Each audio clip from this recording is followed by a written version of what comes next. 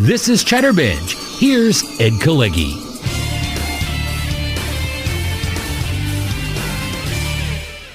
She is a laugh-out-loud comedian who continues to whittle her own wonderfully unique corners of both the comedy and entertainment world. Larry David once said of our next guest, "She was good when I saw her." In the pop culture lexicon of the Seinfeld world, she is who Jerry is referring to when he says she's into it. It is great to say hello to comedian, actor, writer, artist, Jann Karam. Jann, welcome to Chatterbinge. Hi, Ed. Thank you so much for having me. It is my pleasure. Okay, I like that name. That's what I do every day. I Chatterbinge. And people say, stop. That's what my mom always said, stop chattering. Really? See that? Yeah. So yeah. You were meant to be on this show. I know, I was. Do you see how it comes full circle? There You you never go. know where your destiny will end up. No, something like that. But somewhere, at some point, you discovered your own personal brand of funny. And it's like a world-renowned surgeon who one day when he was like 9 or 10 years old, he decides to go to town on some dead bird that he found. So what was that moment for you when it comes to being funny? And it doesn't have to involve a dead bird. Okay, good. Because there's a live bird. I always rescued animals as a kid. There you go. Right. It was alive when I got it. And my sister, she was always allegedly helping. So she one day decided to clean the canary cage outside. And so she took out the pan and the canary flew away. Aw. And my mom said, well, she's just trying to help. And we never saw the canary again. But I think it was a canary in a coal mine that got me started doing stuff. The bird story is perfect for this conversation then. You brought your own bird story to the table. I love that. We just never know what's going to unfold here at Chatterbinge. That's right. It's spontaneous. It's improvisational. We go with the flow. We work off each other. That's right. So where did it all start for you? How did you realize that this is what you wanted to do? Where did that inner voice come from that said, Jann, you got to do comedy? Well, it's a long answer and it's a deep question because I think at birth, when I was born, I went, what the hell? And I immediately had to start to untangle the insanity of life. I don't remember the moment because I was so young. But no, I think I was always someone that wanted to tell somebody something about things that were absurd or didn't make sense, that were insane, and then try to make sense of things in life, right? Conflicts, contradictions, nonsense, absurdities, all that stuff. So, but I think my parents are funny. They're still alive. It's complicated because my dad, I think, is a heckler. He's like the worst heckler. He'll say the most...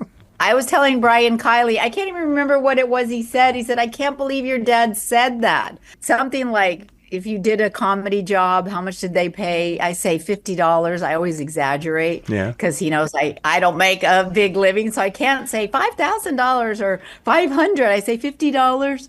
And then he said, is this what I sent you to college for? Or something like that. Yeah. Just undercut. He's like the worst heckler you could have in an audience.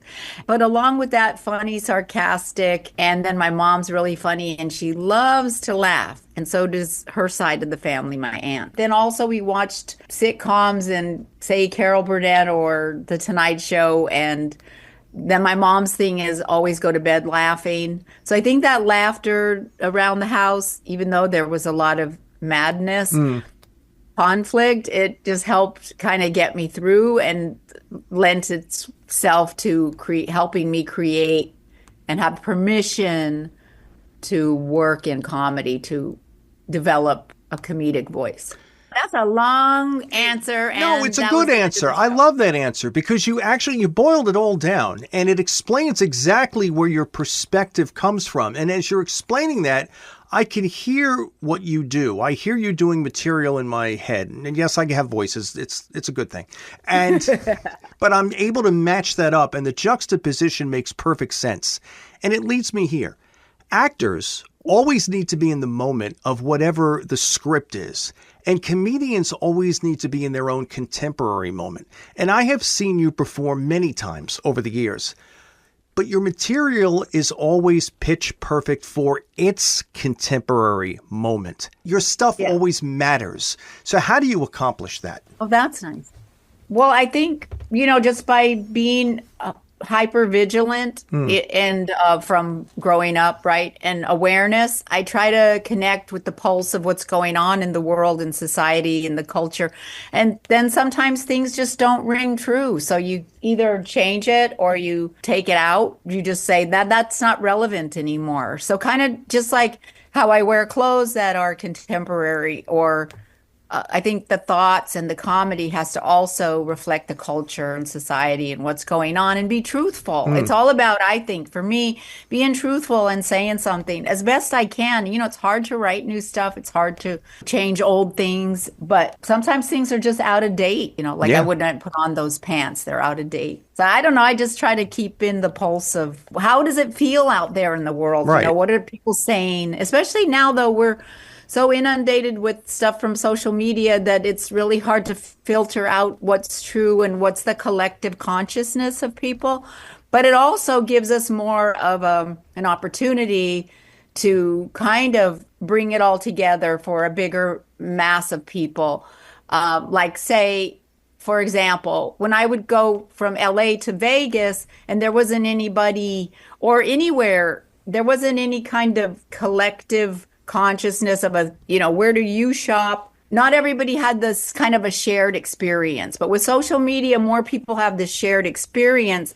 So it's kind of easier, but it's also challenging. Does that make sense? It does. And I think what you brought up is perfect because it's kind of leveled the playing field. You kind of can take the temperature of where your audience is before you begin your set. And before social media, you didn't really know that. So you kind of know, the fancy word is trending right now and all that. So I think in some ways it makes it more fertile in terms of what you can talk about and how you talk about it, because you kind of have more of a relationship, an ongoing relationship with your audience. And I think that's a really good way to describe that. And you talk about how it's important to talk about things that matter at the moment. And I thought about something. I thought about a joke that you did not incredibly long ago about health insurance. You talked about how you had bad health insurance. So when you went to the aromatherapist, it was a cut rate one, and she has you on all fours sniffing Glade plugins from the wall socket. I thought that was perfect. Yeah, thank you. But that still works in terms of when I wrote it, and now with health insurance, someone can afford it. And yeah, I went to an aromatherapist because I tried to relax. I had to go to a low-cost aromatherapist because of my health insurance. She wasn't very good, though. She used those Glade plugins. There you go. I had to crawl around on all fours sniffing wall sockets. That's right. So see, now when you smell lemon, it takes you immediately back to that. Yeah, I like that. Yeah. Very nice. But see, you can always tag stuff too. That's the thing. Yeah. And it would be different now if everyone had health insurance or something like that. But it's always a problem for us with that. People can relate to that one right away. Like, I guess the word is, or the phrase is, it's a universal theme. So it's easier now, I think, to find universal themes, to address universal themes, because, well, you do anyway with, say, family and personal stuff. What's personal is universal. But then with the social media, there's things that are more universal that you could say talk right away about. I don't really do politics per se, but if you talked about Trump and a shared experience, whether you're left or right or in the middle, people can relate. They can. Because they've all seen it. They've all seen it, right? Right. For the most part. And also, I'll never go to the store again and look at the Glade plugins without thinking of you. Oh, nice. Thank you. See, that's how it works. Yeah, I want to be there with you all the time when you're shopping. Okay.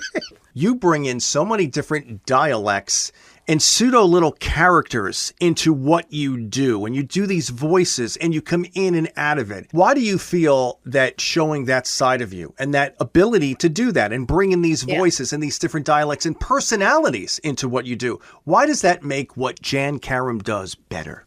Oh, well, thank you. And I think it's entertaining to do that, and it's fun for me, and it's animated, and I think I have a talent for it, and I worked hard at it, I try to perfect the voices so that they're really spot on, Yeah. so they're not like fake or thrown away, which also takes a lot of work and care. I open a lot for Dana Carvey, and I used to go on the road a lot with him. And he doesn't do as many road things, but when he does, he calls me, and it's funny because we're similar, or I feel similar to his style in terms of he's much better, but going in and out of characters and using character voices to help tell the story, to help tell the joke, to help drive the punchline, to help create the scenario, of the absurdity of the situation that I'm trying to Sure. talk about. Yeah. One of the things that is so uniquely Jann Karam is your solo play Reclining Nude on La Cienega, which you do in theaters in LA. It is art, it is expression, it is comedy, and it's all dovetailed in this wonderful melange that you present. And one of the things that has always stayed with me from it is how intimately and personally conversational you become during it. For instance, you bring up how one night when you were 15 and you're helping your mom at the dishwasher and you realized that your mom was living her entire married life to keep your dad from getting upset.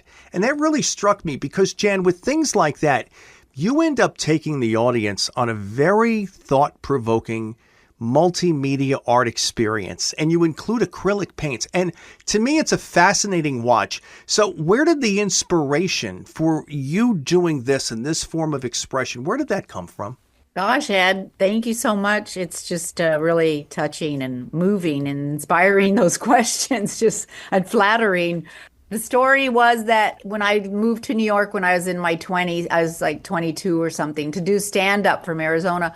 Then I met this girl that was an artist, and she'd gone to Brown and University, and she had I think then she got her master's, whatever, but she had a loft or a storefront. She was a painter. I said, how do you paint? And she said, you just do it. You don't, and her stuff was weird, right? And just unique. So then I started painting when I moved to Los Angeles, and I just thought, how do I incorporate the paint as an expression with stand-up? And I wanted to explore themes that the strictures of stand-up wouldn't allow, although that was in the late 90s, and I think now we have a little more permission to get intimate with the audiences, but still the club audiences are a little more stand-up, set up jokes, stand up, Right. And I wanted to go deeper into the themes of family, of love, relationships, and life. And then so I started to experiment with paint and at this place called the Fake Gallery, and put the stand up with the paint,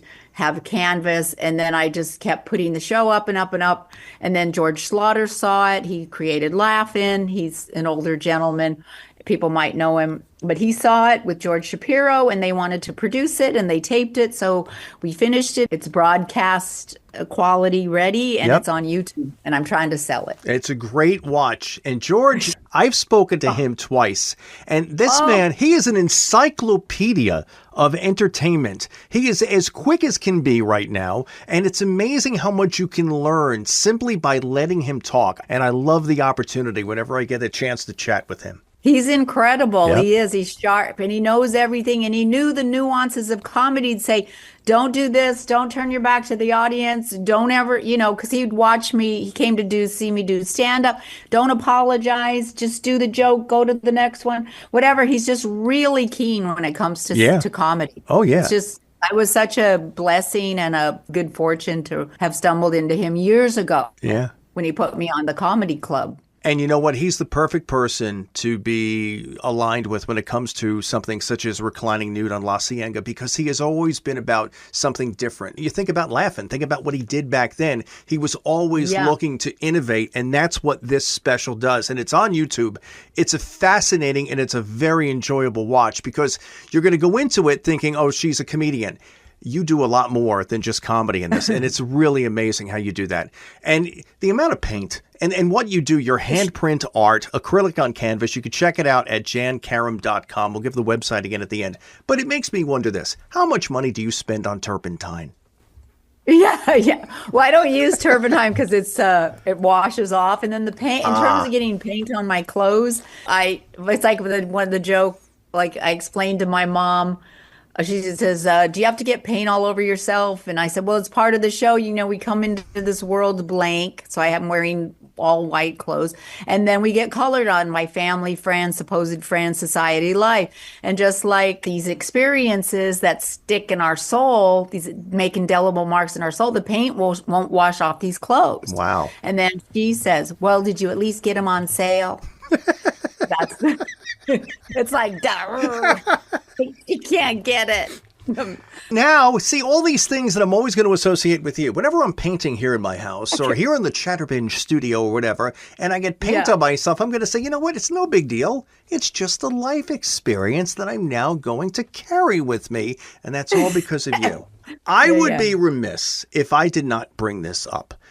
You have such an active current career, but you have achieved something that every comedian our age and older not only wanted, but in many cases yearned for.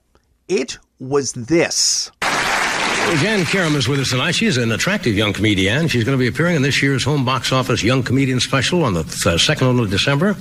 And she'll be at the Improvisation in Cleveland, Ohio, Halloween through the 5th of November. Would you welcome Jann Karam? Jann? The Carson Tonight Show.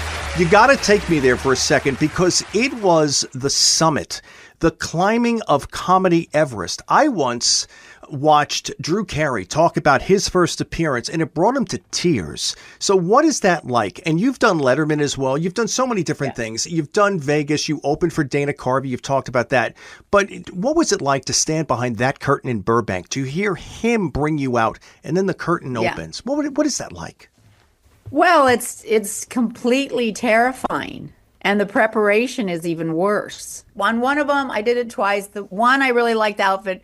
I like both outfits, but the hair, I went to some place in Beverly Hills. They didn't get it, and then, I don't know, my brother was with me and he wasn't the support I need. I mean, you're really, really, really on your own. You're on your own and you got to just pick yourself up and you just march out there and nobody's going to mess with you. That's how. But I got bumped the first time because I think Chuck Berry was on and he went too long. So Johnny was backstage the first time and he said, oh, welcome. I just have fun out there.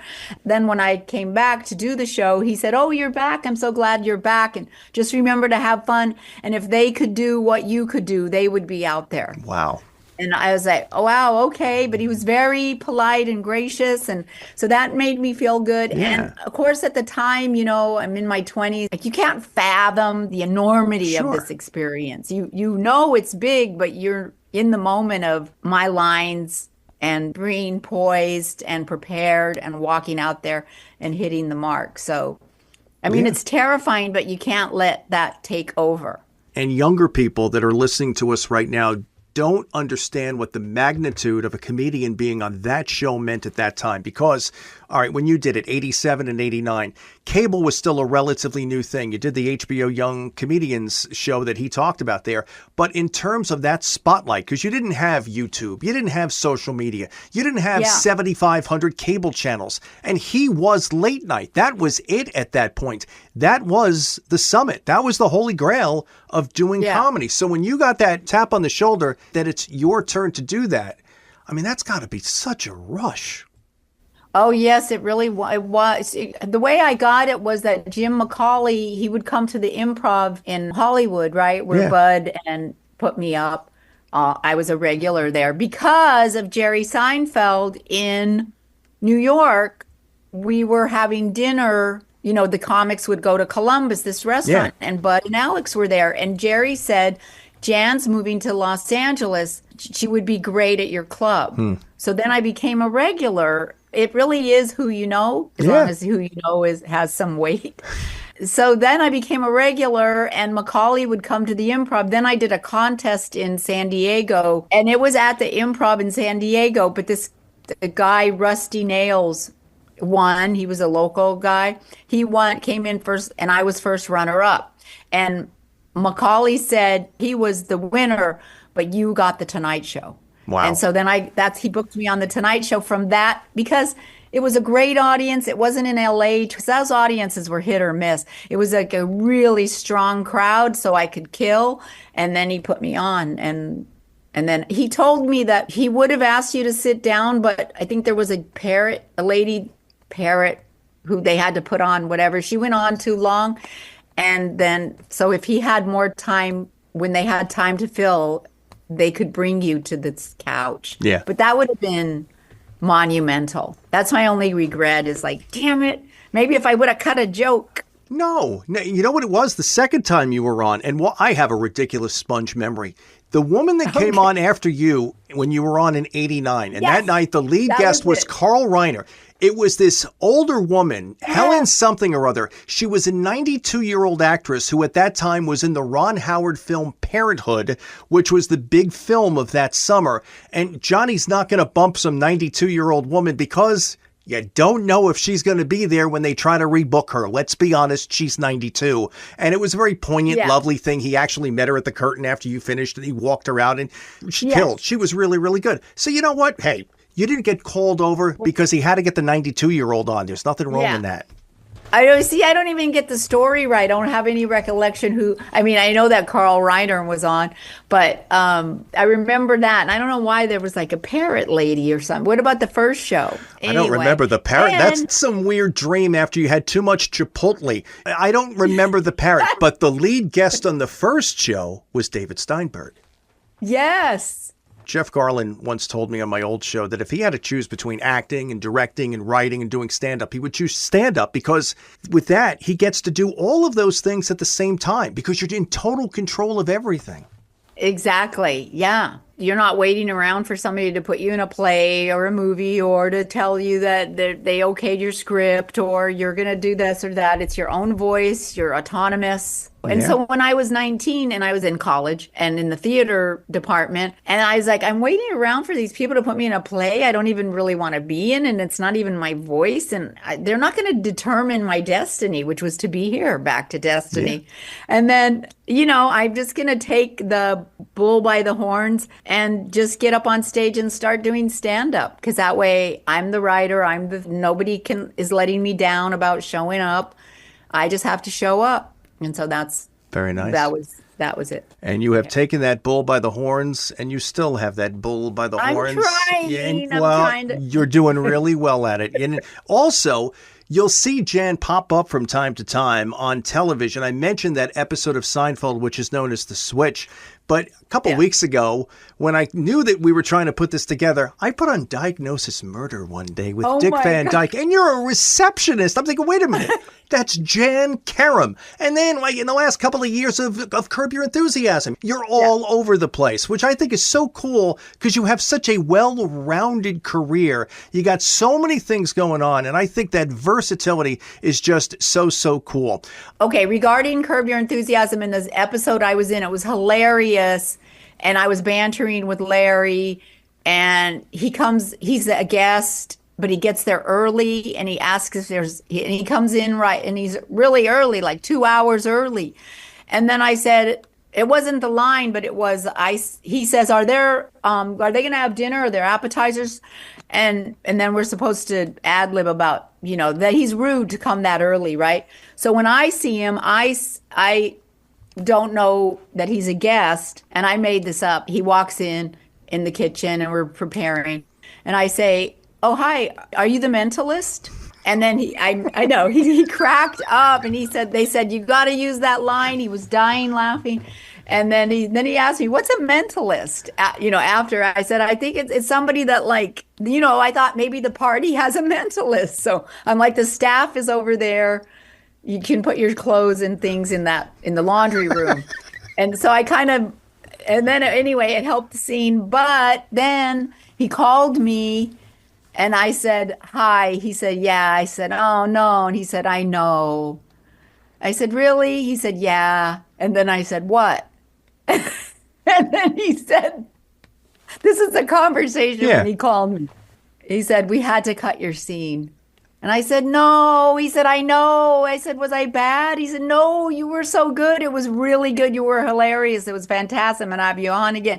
It's just that the show was too long. And I said, well, cut someone else's scene.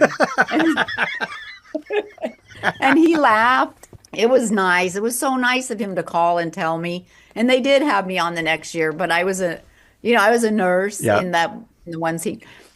And also they told me like all the big names do all the other parts, but so that was disappointing, but also I was happy with what I got. I think that's very cool. How many actors get to even do that? You do things that other people simply don't because they can't. And I think that's very, very important. So tell us about the special real quick and then let the people know where they can find you on social media. Oh, okay. Yeah. I know we went over our 10 minutes. It's been 100 minutes. There is no Larry David exception here. I ain't cutting anything. So you know what? Okay. Take that, Larry David. Exactly. Tell HBO they can shove it. Okay, so I did the DryBar special. It's just out. It's on the DryBar network on drybar.com. I think if you put promo code Jann Karam, you can get a month for free. Wow. For the subscription. I know. So you can watch it. Ka-ching. And then I'm also going to be posting clips on my Instagram, which is Jann Karam Comedian, and I have a YouTube channel, Jann Karam. So everything Jann Karam, Facebook, and all that kind of stuff. I am posting more and more clips all the time. But yeah, and if you want to see Reclining Nude on La Cienega before I'm trying to get it streamed somewhere. It's on YouTube as well. Very nice. That's the one-woman show. Awesome. And Jann's website is jannkaram.com. You can learn even more about Jann, and you can get your own bling, including Jann's art. It's all there, and it's quite an experience. So, Jann Karam, I have really, really enjoyed this. Thank you so much for joining us here on Chatterbinge. My pleasure. Thank you so much, Ed. I really enjoyed talking to you. You got it. I'm Ed Kalegi. 3, 2, 1. Great conversations happen here. Chatterbinge. And don't forget to hit that subscribe button so you can always catch our best guest conversations and segments right here on the YouTube home of Chatterbinge.